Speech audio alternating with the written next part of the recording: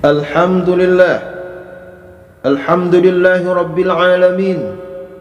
Nahmaduhu wa nasta'inuhu wa nastaghfiruhu wa na'udzu billahi min shururi anfusina wa min sayyiati a'malina.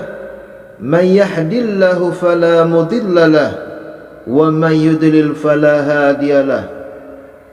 Asyhadu an la ilaha illallah wahdahu la syarika lah wa asyhadu anna Muhammadan abduhu wa rasuluh. Allahumma salli ala Muhammad wa ala alihi wa sahbihi wa man tabi'ahum bi ihsanin ila yaumiddin. Amma ba'd, fa ya ibadallah, usikum wa nafsi bi taqwallah wa ta'atihi la'allakum tuflihun. Qala Allah Ta'ala fil Qur'anil Karim, a'udzu billahi minasy syaithanir rajim.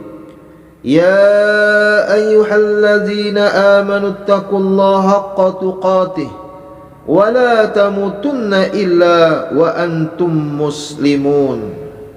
Shadaqallahul azim. Jamaah Jumat yang dimuliakan Allah, bersyukur kita kepada Allah dengan mengucapkan Alhamdulillah. Berselawat kita kepada Rasulullah sallallahu alaihi wasallam dengan mengucapkan Allahumma salli ala Sayyidina Muhammad wa ala ali Sayyidina Muhammad. Khatib berwasiat kepada diri sendiri dan kepada seluruh jamaah Jumat sekalian agar berusaha untuk meningkatkan ketakwaan kita kepada Allah Subhanahu wa taala, berusaha untuk menjalankan perintah-perintahnya dan berusaha untuk menjauhkan larangan-larangannya. Semoga kita selalu mendapat ridho Allah Subhanahu wa taala dan semoga kita menjadi orang yang bertakwa selalu kepada Allah Subhanahu wa taala. Amin amin ya rabbal alamin. Adapun judul khutbah kali ini ialah apa itu barokah. Hadirin jemaah solat Jumat yang dirahmati Allah, pada suatu hari Al-Imam Syakib Al-Bakhi membeli sebuah semangka untuk istrinya. Saat disantapnya ternyata buah semangka tersebut terasa hambar dan tidak enak, dan sang istri pun marah. Al-Imam Syakib menanggapi dengan tenang amarah istrinya. Setelah selesai didengarkan amarahnya, beliau bertanya kepada sang istri dengan halus, "Kepada siapakah kau marah wahai istriku? Kepada pedagang buahkah? Atau kepada pembelinya? Atau kepada petani yang menanamnya? Ataukah kepada yang menciptakan buah semangka itu?" tanya Syekh Al-Imam Syakib. Istri beliau terdiam sembari tersenyum. Syekh Syakib melanjutkan perkataannya, "Seorang pedagang tidak menjual sesuatu kecuali yang terbaik. Seorang pembeli pun pasti membeli sesuatu yang terbaik pula. Begitu pula seorang petani, tentu saja ia akan merawat tanamannya agar bisa menghasilkan yang terbaik. Maka sasaran kemarahanmu berikutnya yang tersisa tidak lain hanyalah kepada yang menciptakan semangka itu." Pertanyaan Syekh Al-Imam Syakib menembus ke dalam hati sanubari istrinya. Terlihat butiran air mata menetes perlahan di kedua pelupuk matanya. Syekh Al-Imam Syakib Al-Bakhi pun melanjutkan ucapannya, "Bertakwalah wahai istriku, terimalah apa yang sudah menjadi ketetapan Allah, agar Allah memberikan keberkahan pada kita." Mendengar nasihat suaminya itu, sang istri pun sadar, menunduk dan menangis mengakui kesalahannya dan ridho dengan apa yang telah Allah Subhanahu wa taala tetapkan. Pelajaran terpenting buat kita adalah bahwa setiap keluhan yang terucap sama saja kita tidak ridho dengan ketetapan Allah, sehingga berkah Allah jauh dari kita. Karena berkah bukanlah serba cukup dan mencukupi saja, akan tetapi barokah ialah bertambahnya ketaatan kita kepada Allah dengan segala keadaan yang ada, baik yang kita sukai atau sebaliknya. Barokah itu bertambahnya ketaatanmu kepada Allah Ta'ala.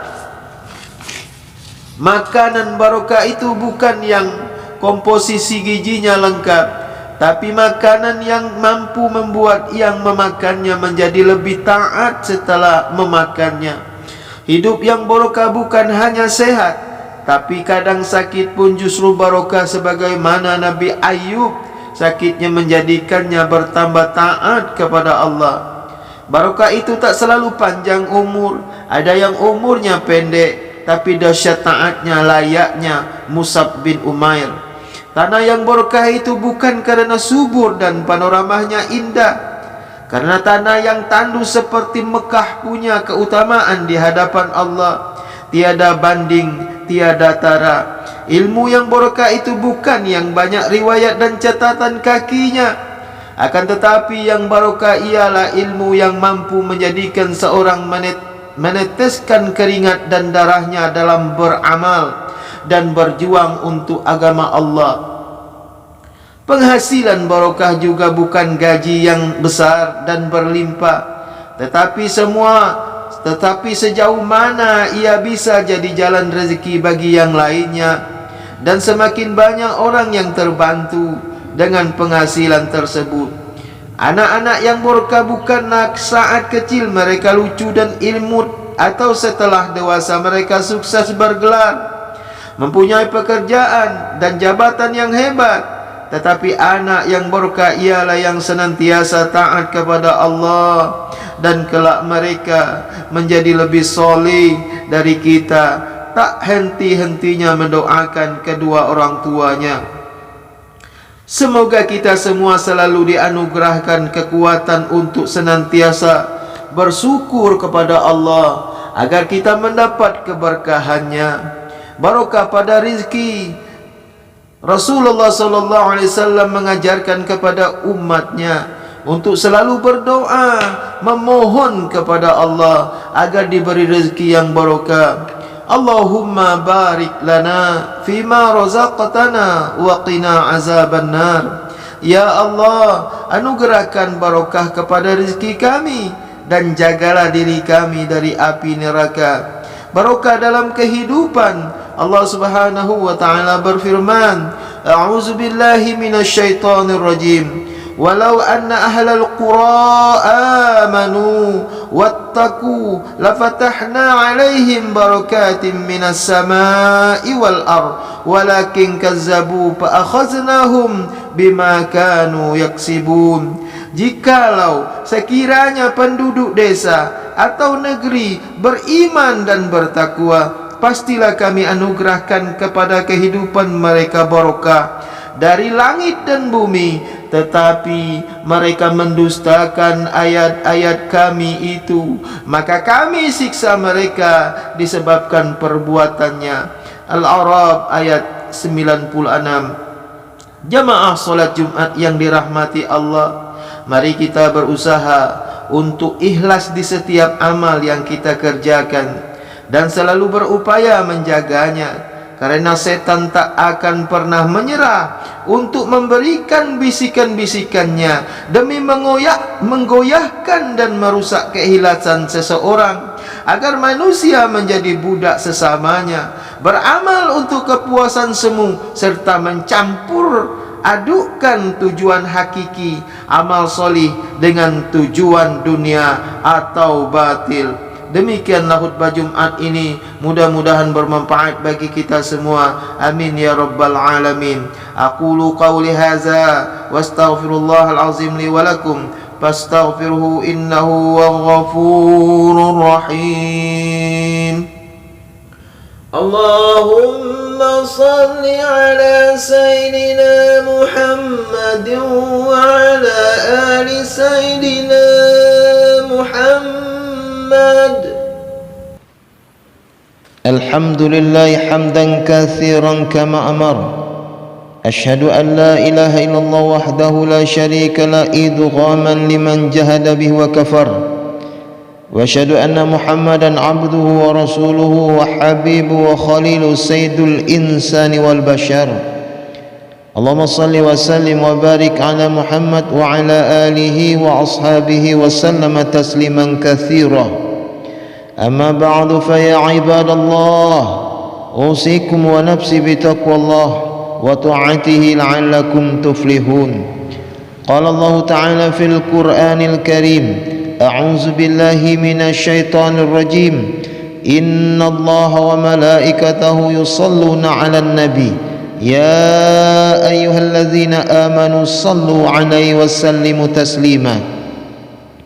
اللهم صل وسلم وبارك على محمد وعلى آل محمد كما صليت وسلمت وباركت على إبراهيم وعلى آل إبراهيم في العالمين إنك حميد مجيد. اللهم اغفر للمؤمنين والمؤمنات والمسلمين والمسلمات الأحياء منهم والأموات إنك سميع قريب مجيب الدعوات وقاضي الحاجات. اللهم اغفر لنا ذنوبنا ولوالدينا وارحمهما كما ربياني صغيرا.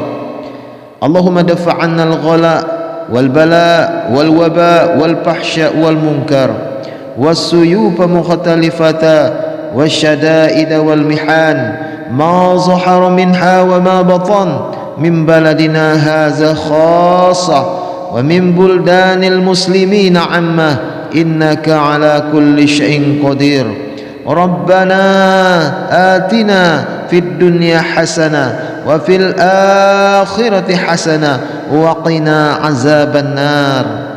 عباد الله إن الله يأمر بالعدل والإحسان وإيتاء ذي القربى وينهى عن الفحشاء والمنكر والبغي يعظكم لعلكم تذكرون. فاذكروا الله العظيم يذكركم واشكروه على نعمه يزدكم ولذكر الله أكبر والله يعلم ما تصنعون.